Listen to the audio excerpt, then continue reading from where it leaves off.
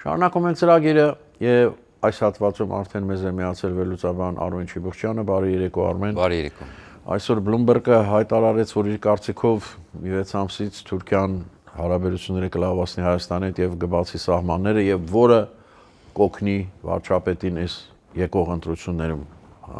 Ինչ ես կարծում Արմեն։ Որքան հասկանում եմ, այնտեղ խոսքը դիտարկվում է, ոչ թե կբացի, այլ դիտարկում է, որ կարող է բացել, այսինքն հաշվարկում են դեռ իրանք այնտեղ։ Դե 6 ամիս ինչու է ասում։ Ընտրությունների ժամանակ, դե հենց իրանք հոդվածի միտքը այն է, որ այսինքն որքան ես հասկացա, ընտրություններից առաջ, որպեսզի այլ տեխնազու չանցնի եւ խաղաղությունը վտանգի տակ չդնի, բայց այստեղ պետք է մի քիչ ավելի մանրամասն ուսումնասիրել, հասկանալ շահերը կողմերի, օրինակ Թուրքիայի շահերը, Ադրբեջանի շահերը, ընդհանրապես ինչա կատարվում, այնտեղ Թուրքիայի հաշվարկները, վերջին շրջանում մենք տեսնում ենք լրջագույն ճնշում Թուրքիայի վրա, իդեպ ասեմ, դուք տեսաք, որ 4 տանկեր խփվեց ստվերային նավատորմի, որը նավթ էր տեղափոխում Ռուսաստանից եւ 4-ն էլ թուրքական, այսինքն այն աստիճան, որ այդ ընկերությունը Beşiktaş էր, թե կոչումի թե չեմ սխալվում, ընկերությունը որոշեց, որ պետք է դադարեցնի։ Մենք տեսնում ենք Սիրիայում լարվածությունը, որտեղ ամեն ինչ արվում է, որպեսզի Թուրքիայի ազդեցությունը չմեծանա, լարվածությունը Իսրայել-Սիրիա հարաբերություններում, Թուրքիա-Իսրայել հարաբերություններում։ Վերջին շրջանում մենք նաև տեսանք, որ Հունաստանը Միացյալ Նահանգների հետ մեծ պրոյեկտ է մշակում հունական ափերի վրա նոր նավթահանքեր ուրեմն բացահայտելու եւ ExxonMobil-ի հետ պայմանագիր է կնքվել, Chevron-ի հետ էլ մեկ այլ ուրեմն վայրում, որպեսզի ուրեմն ոչ թե Թուրքիան դառնա նավթային հաբ, այլ Հունաստանը կարողանա դա ապահովել Եվրոպայի համար, ընդ որում սա նաև կհարվածի Ադրբեջանին հետագայում, եթե Հունաստանում կարողանան, ընդ որում ծրագիրը հաշվարկված է, որ առաջին նավթը պետք է ստացվի 30-ականների սկզբին, 2030-ականների սկզբին։ Դրա համար պետք է հասկանալ այստեղ պատերազմի ընթացքը ռուս-ուկրաինական, Թուրքիայի շահերը, Թուրքիայի մտավախությունները, իրենց հաշվարկները, այս ամեն ինչը շատ բարդ է, թե չէ իրենք ինչ են ներկայացնում, ընդ որում ճիշտ է, այստեղ մեսիջն էլ գիտեք որն է, որ թուրք գրողը թուրք է, ով որ հոդվածը գրել է, նա թուրք է։ Էս էլ է հետաքրքիր։ Բայց պիտի որ այս պահին ես կարծում եմ ձեռնտու լինի իրան, չէ՞, այդ գոնե այս պահին խաղաղության պայմանագիրը։ Թուրքիային։ Այո, Թուրքիան եւ Ադրբեջանին, որտեղ իրենք ասում են, չէ, որ իրենք փաստորեն ունիսոն են այդ հարցին մոտենում եւ Թուրքիան մեր այդ հարաբերություններն էլ փչացրեց փաստորեն այդ Ադրբեջանի նկատմամբ սենտիմենտների պատճառով։ Տեսեք, սա էլ է բարդ հարց, ասեմ ձեզ, տեսեք, պետք է այդ էլ հաշվարկել։ Ես ձեզ համաձայն եմ, որ իրենք հաշվի առնելով ստեղծված իրավիճակը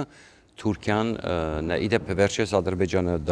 կարծես թե դանակով հարվածեց մեջքից Թուրքիային, եւ որ հրաժարվեց Իսրայել ուղարկել խաղաղապահ ուժեր, որովհետեւ Իսրայելը դեմ էր, որ Թուրքիան այնտեղ Գազայի հատվածում ունենա զորքեր, Պակիստանին էլ էր դեմ,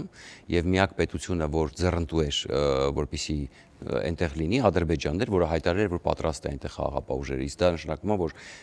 Թուրքիան ներկայացուցիչներ ունի այնտեղ, հա, որքան էլ Իսրայել-Ադրբեջան հարաբերությունները լավ, մենք հասկանում ենք, որ Թուրքիային չի գցի Ադրբեջանը, հա,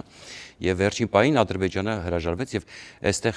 ես ունեմ վստահ համոզմունք, որ Նեթանյահուի ճնշմամբ է Ադրբեջանը հրաժարվել, որովհետեւ դա մեծ վտանգ է ներկայացնում Իսրայելի համար։ Իսկ Իսրայելը այնպես արեց, որպեսզի այդ ուժերը հանկարծ չհայտնվեն այնտեղ Գազայի հատվածում, հա։ Եվ այստեղ հարցը Թուրքիան սկսեց առաջնահերթ իր շահերին նայել, թե արդյոք Ադրբեջանի հետ ինչ-որ ծրագիր ունեն, որ հաշվարկում են, որ եթե օգնեն Փաշինյանին ընտրվեն, հետո կարող են ավելի շատ ստանալ, հա։ Ամենից լավ թեված ծրագիր կունենան իհարկե այդ կապակցությամբ։ Դե գիտեք ինչ, բարձր որ իրենք իրենց շահերին են նայում, ու այստեղ մենք պետք է հասկանանք, ինչ հաշվարկ ունեն իրանք, օրինակ Փաշինյանի ընտրության դեպքում Փաշինյանը չընտրվելու դեպքում պարզ է խնդրեմ, օրինակ այսպեսի մի բան ասեմ, եթե պատկերացնենք, որ Փաշինյանը չի ընտրվում, գալիս են ուժեղանող պրոռուսական, այո, այդտեղ այլ հաշվարկ է գալի, այսինքն Թուրքիան կորցնում է շանս, չէ՞։ Դե հա, Ռուսաստանը ավելի է հզորանում, թեկուզ մի կաթիլ, բայց ավելի հզորանում։ Այսինքն ոնց որ ռևերս է լինում, որը այս իրավիճակում պետք է ենթադրել եմ ասում, որ իրենց ավելի ձեռնտուն կլինի, որ ներկայիս կառավարությունը շարունակի կառավարել։ Ենթադրում եմ, որ այո։ Իսկ դրա համար եթե բացեն իսկապես սահմանները Թուրքիան, դա մեծ խթան կլինի այդ ընտրությունների բանի։ Մի բան էլ է պետք հասկանալ, ինչու հիմա հրապարակվեց հոդվածը եւ գուցե սա էլ են առևտրի առարկա դարձնում, գուցե այսպես էլ ինչ-որ մի բան են ուզում ստանալ Միացյալ Նահանգներից, հասկանում եք, որտեվ ուզում ասեմ ինքը մի քիչ ալի այսպես խորը վերլուծության կարիք ունի մանրամասն։ Գամարալ քեզ են վերաբերում Արմեն։ Հենց այդ եմ ասում եւ այստեղ մի քիչ մենք ընդհանուր հասկացանք մոտավորապես շահերը, հա, ասենք, բայց շատ խորը իրանց մտադրությունները հետագայի համար բարձր մենք իմանալ չենք կարող, ընթացքում պետքա հետևենք, բայց առաջին այս հայացքով այսպես է երևում, ինչի համար է սարվում։ Մեկ է մի բան է պետք հասկանալ, թե ինչու հիմա հրապարակվեց այդ հոդվածը, եւ գուցե իրենք նաեւ ինչ որ բան փորձում են ստանալ այսպես, հա, առաջարկում են, նետում են դաշտես թեման, որ եթե մենք բացենք հիմա գուցե ձեռի հետ էլ մի բան ստանանք Ամերիկայից, օրինակ հիպոթետիկ պրիմիտիվ օրինակ F-35-երը, որ մեզ չեք տալիս։ Մի պահ տալիս են, հիմա էլի չեն տալիս։ Չեն տալի, չէ։ Պրոբլեմը հետևյալն է, որ տեսեք, Թուրքիան Ամերիկայի համար համարվում է հիմա մեծ սպառնալիք իրականում, որովհետև Իսրայելն է այդպես համարում եւ չի կարելի ուժեղացնել հիմա Թուրքիային։ Դուք գիտեք, որ Հունաստանին 28 թվական արդեն Հունաստանը առաջին F-35-երը կստանա 28 թվականին։ Իսկ մենք գիտենք, որ հիմա դուք հիշում եք 4 տարի առաջ համար այդ Կոստոլերիցո կղզու համար պատերազմ էր սկսվում Հունաստանի եւ Թուրքիայի միջև։ Եվ Թուրքիայի ամենախեղճացող տեղը դա օդն է։ Ինչքան էլ իրենք անօթաչու, տենց բայրակտար, որոնք հիմա արդեն ակտուալ չեն, չնայած հիմա իրենք արդեն աշխատում են, բոլորն են հիմա արդեն թեթև անօթաչուների վրա աշխատում, բայց մեծ հաշվով F-35-ը, որը անտեսանելի է համարվում, stealth տեսակի ինքնաթիռ է, մեծ առավելություն է տալիս հույներին եւ իսրայելցիները դա ունեն, գիտեք։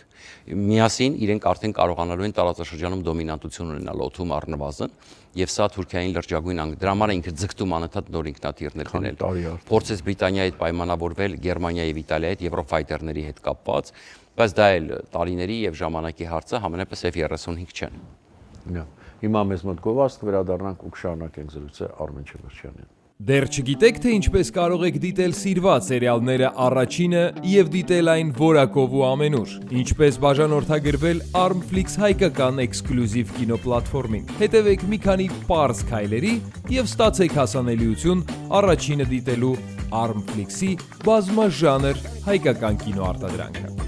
Քայլ առաջին՝ մուտք եք գործում armflix.com։ Քայլ երկրորդ՝ սեղմում եք բաժանորդագրվել կոճակը։ Քայլ երրորդ՝ ընտրում եք ձեզ համար ցանկալի բաժանորդագրման տարբերակը։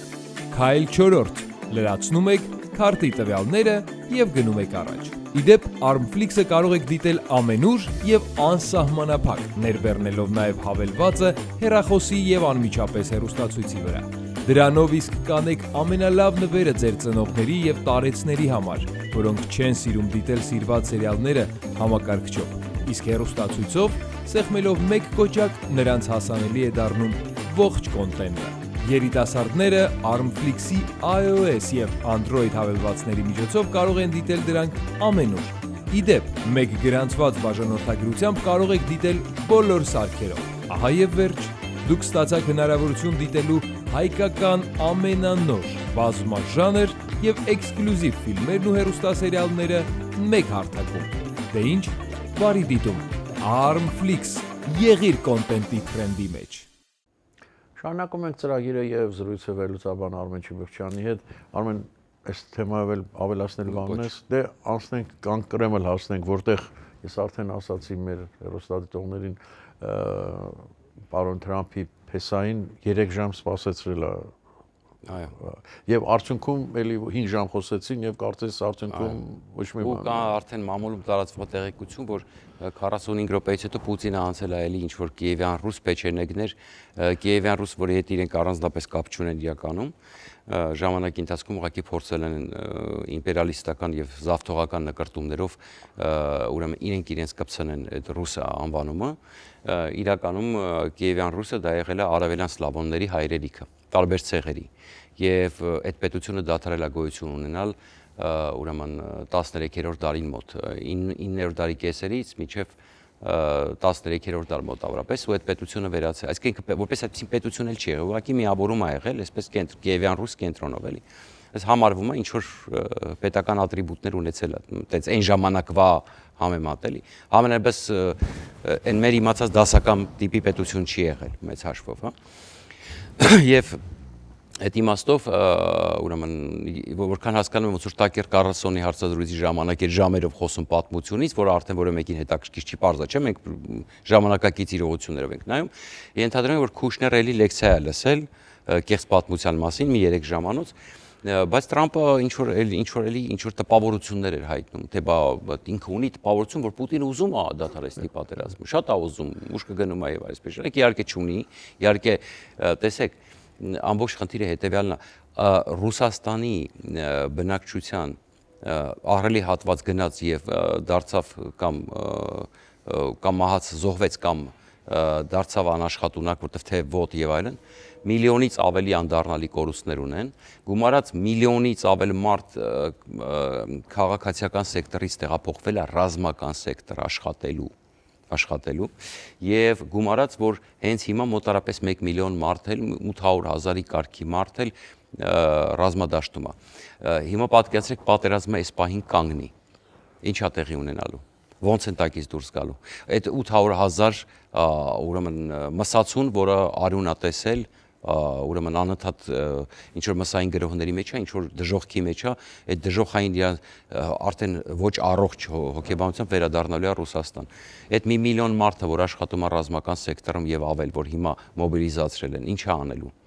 Հասկանում եք, այսինքն ինչ որ մեխանիզմ է դրված, որտեղ կոռուպցիոն սիստեմա էլի մշակված, որտեղ փող են աշխատում, փողեր է լվացվում, արդեն այս սիստեմը դրված է ռազմական ռելսերի վրա։ Ռուսաստանը իր տնտեսությունը սպանում է ուղղակի քաղաքացիական, ասենք էքսպորտը, իմպորտը, այնտեղ աղետալի վիճակ է, աշխատանքային օրեր են պակասում եւ այլպես շարունակ։ Չինաստանը աստիճանաբար վերցնում է ռուսական շուկան եւ ընդհանրապես վերցրել է արդեն շատ ոլորտներ։ Եվ եթե հիմա ինքը որևէ արդյունքի չհասնի Պուտինի այս վիճակով դադարեցնի պատերազմը, ըստ էության ստացվում է, որ Ռուսաստանը ծանր ստրատեգիական պարտություն է կրել։ Մենք մի քիչ առաջ հենց խոսում ենք, չէ, նույն Հարավային Կովկասի Թուրքիայի հետ կապված, չէ, Բլումբերգի հոդվածի հետ կապված, որտեղ ինչ կարա տեղի ունենա եւ արդեն ինչքան է ինքը կորցրել ազդեցությունը։ Սիրիայից դուրս մղեցին։ Ֆինլանդիան, Շվեդիան դարձան ՆԱՏՕ-ի անդամ։ Ուրեմն Հարավային Կովկասում տոտալ ազդեցության կորստի առաջ է կանգնած մեծ հաշվով եւ այս իրավիճակում ինչ պետքա պատասխանի ինքը ինչ պետքա ինչին է հասել ինչի է հասել Դոնբասը վերցրե այդ Դոնբասը ավելի վատ որ վերցրել է ավելի վատ որովհետեւ ժամանակին Ուկրաինայում եղանակ էին ստեղծում Դոնբասի ժողովրդի ընտրությունների առումով հա եւ այս իմաստով դուք տեսաք որ ինքը ուրիշ բան չի մնում արդեն սպառնում է Եվրոպային թե բա մեզ ասում են Եվրոպայի ես երեք Մանդոնի հոդվածը բերեցի չէ ինքը դրան էր նաև պատասխանում որ թե հենց Մանդոնն է ասել 30 թվականին եւ նաև Պիստորիուսն է թե չեմ սխալվում ասել Գերմանիայի բայց Մանդոնի հոդվածի վրա են հիմա իրանք շատ շեղված Լավրովն է պատասխանեց իդեպ Պուտինը խոսեց բա մենք չենք պատրաստվում եւ ակնարկեց որ եթե լուրջ մենք Ուկրաինայում իբր թե ինչ որ քիրուրգիական ձևով են գործում բայց պարզ է չէ ինչ քիրուրգիական տապորային ձևով են գործում այո եւ ակնարկեց որ ուղղակի միջուկային զենք կնետեն ուրեմն Եվրոպայի վրա այն կարծիք կա այսինքն տպավորություն կա որ թե Եվրոպան էլ չունի Եվրոպան Մոսկվա կնետնի Մոսկվա Պետերբուրգ Նովգորոդ Եկատերինբուրգ մի 4 քաղաքի վրա նետի Ռուսաստանը կպրծնի դեռ ուրիշ Ռուսաստան չկա մնացածը հանրապետություններ են այսինքն առանձին ինչ որ բան դա այդ ամեն ինչը թուլությունից է գալի իր անելանելիությունը եւ ըստ էության սա խոսում է այն մասին որ ինքը իրակ չի հասել իր նպատակներին այն ինչ որ ինքը դրել է եւ Ռուսաստանը եւ ինքը մի ձև դեմքը փրկելու խնդիր ունի եւ ես մի քիչ կասկածում եմ որ ինքը կգնա որևէ պայմանավորվածության հիմա ինքը ձգտելու է շարունակել այս պատերազմը միջև փորձի ինչ որ մի ձևով մսացու գրողներով մոբիլիզացիա, sense թաքուն մոբիլիզացիայով, հա, հավաքելով, որտեղ փողն էլ է պակասում արդեն կոնտրակտել չեն կարողանում 5 գներով առաջարկել։ Մի խոսքով այդ է իրավիճակը, տեսնենք հասկանանք, ես Տրամպի չափ լավատես չեմ։ Լավ, շնորհակալություն։ Ես եմ շնորհակալ։ Այսօրվա համար այսքանը, կհանդիպենք վաղը, մինչ տեսություն։ Հաջողություն։